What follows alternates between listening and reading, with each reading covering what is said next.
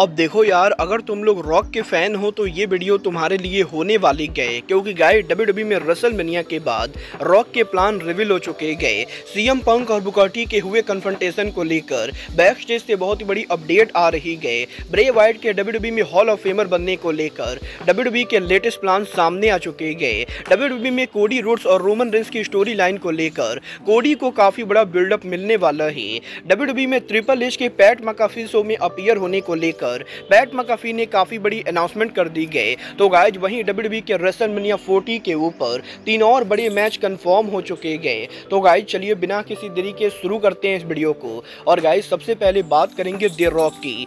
बात करें अगर यहाँ पर रॉक की, तो गाइज ये बात तो हम सभी लोगों को मालूम है, डब्ल्यूडब्ल्यूई के रेसलमेनिया के ऊपर रॉक यहाँ पर करीबन 10 सालों के बाद इन रिंग रिटर्न करने वाले गए। और वो यहाँ पर डब्ल्यूडब्ल्यूई के रेसलमेनिया के ऊपर हमें यहाँ पर रोमन रेंस के साथ टीम अप करते हुए दिखाई देंगे।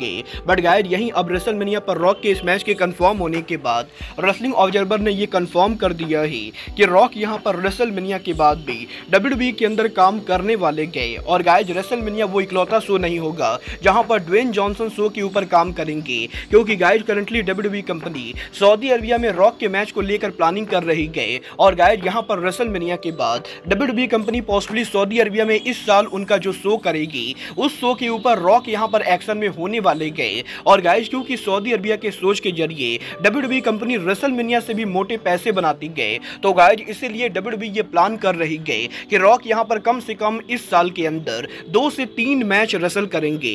मतलब ये तो आने वाला टाइम बताएगा कि रेसलमेनिया के बाद रॉक का अगला मैच कवर किससे होता है।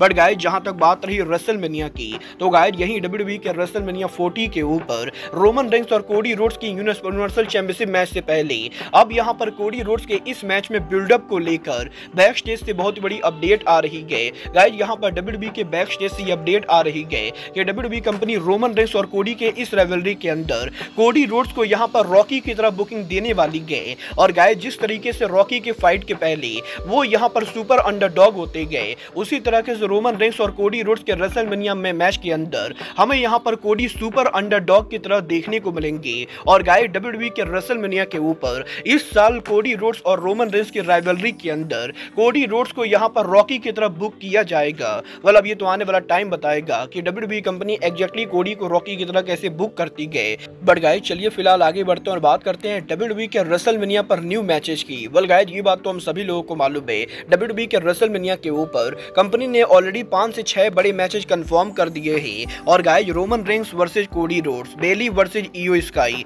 Drew McIntyre versus Seth Rollins और WWE superstar Gunther versus Sami Zayn के बाद अब डब्ल्यूडब्ल्यूई ने आज यहां पर स्मैकडाउन के ऊपर करीबन 3 बड़े मैचेस अनाउंस कर दिए हैं, जिनमें पहला मैच एले नाइट वर्सेस एजे स्टाइल, दूसरा match Jimmy Uso versus Jey Uso और तीसरा मैच लोगन पॉल के यूएस टाइटल के लिए रेंडी Orton versus Kevin Owens versus Logan Paul के बीच में यूएस चैंपियनशिप मैच होने वाला है। और अब हमें यहां पर रेसलमेनिया के ऊपर इस साल करीबन टोटल 10 मैचेस कंफर्म हो चुके गए। देखना बहुत ही दिलचस्प होने वाला है कि रेंडी ऑर्टन और केविन ओवेंस में से कोई यहां पर लोगन पॉल को हराकर डब्ल्यूडब्ल्यूई कंपनी का ब्रांड न्यू यूएस चैंपियन बन पाता है या नहीं। बट गाइस चलिए फिलहाल आगे बढ़ते और बात करते हैं डब्ल्यूडब्ल्यूई के अंदर ब्रे वाइट की हॉल ऑफ फेमर बनने की। बात करें अगर यहां पर ब्रे वाइट की, तो गाइस यही ब्रे वाइट के लास्ट ईयर सडन डेथ के बाद रेसलिंग फैंस यहां पर इस चीज को लेकर डिमांड कर रहे गए कि डब्ल्यूडब्ल्यूई को वाइट को 2024 में हॉल ऑफ फेमर बनाना चाहिए। गाइस वाइट यहां पर इस साल हॉल ऑफ फेमर बनेंगे या नहीं। गाइस बैक स्टेज से ये अपडेट आ रही है कि डब्ल्यूडब्ल्यूई के अंदर भी काफी सारे लोग ब्रे वाइट को इस साल हॉल ऑफ फेम के अंदर देखना चाहते गए। बट गाइस करंटली यहां पर डब्ल्यूडब्ल्यूई के अंदर वाइट के हॉल ऑफ फेमर बनने को लेकर काफी सारा कंफ्यूजन चल रहा है, क्योंकि गाइस काफी सारे लोगों का ये मानना है कि वाइट को इस साल ही हॉल ऑफ फेमर बनाना चाहिए। तो गाइस वहीं काफी सारे हायर ऑफिशियल का ये मानना है कि ब्रे वाइट को अगले साल हॉल ऑफ फेमर बनाना चाहिए। और गाइस करंटली डब्ल्यूडब्ल्यूई के अंदर डब्ल्यूडब्ल्यूई कंपनी ने ये डिसाइड नहीं किया है कि वाइट यहां पर कब हॉल ऑफ फेमर बनेंगे। ये तो आने वाला टाइम बताएगा कि वाइट यहां पर इस साल हॉल ऑफ फेमर बनते गए या वाइट यहां पर अगले साल हॉल ऑफ फेमर बनते गए। बट गाइस चलिए फिलहाल आगे बढ़ते और बात करते हैं पैट मैकाफी शो की। गाइस ये बात तो मैं आपको ऑलरेडी बता चुका हूं, पैट मैकाफी के अपकमिंग शो के ऊपर डब्ल्यूडब्ल्यूई के ट्राइबल चीफ रोमन रेंस काम करने वाले गए। बट गाइस यहीं अब रोमन रेंस के बाद डब्ल्यूडब्ल्यूई के रेसलमेनिया वीकेंड के अंदर डब्ल्यूडब्ल्यूई के वर्ल्ड शो पर पैट मैकाफी अपीयर होने वाले गए। और गाइस आज यहां पर डब्ल्यूडब्ल्यूई ने ये ऑफिशियली अनाउंस कर दिया है कि WWE के रेसलमेनिया वीकेंड के ऊपर पैट मैकाफी के शो का गेस्ट और कोई नहीं बल्कि WWE के हेड क्रिएटिव ट्रिपल एच होने वाले गए। और गाइस देखना अब दिलचस्प होने वाला है कि WWE के रेसलमेनिया वीकेंड के अंदर जब ट्रिपल एच पैट मैकाफी शो पर अपीयर होते गए तो ट्रिपल एच एग्जैक्टली क्या कुछ बातें करते गए। बट गाइस चलिए फिलहाल आगे बढ़ते और बात करते हैं WWE के NXT में CM पंक के कंट्रोवर्सी की।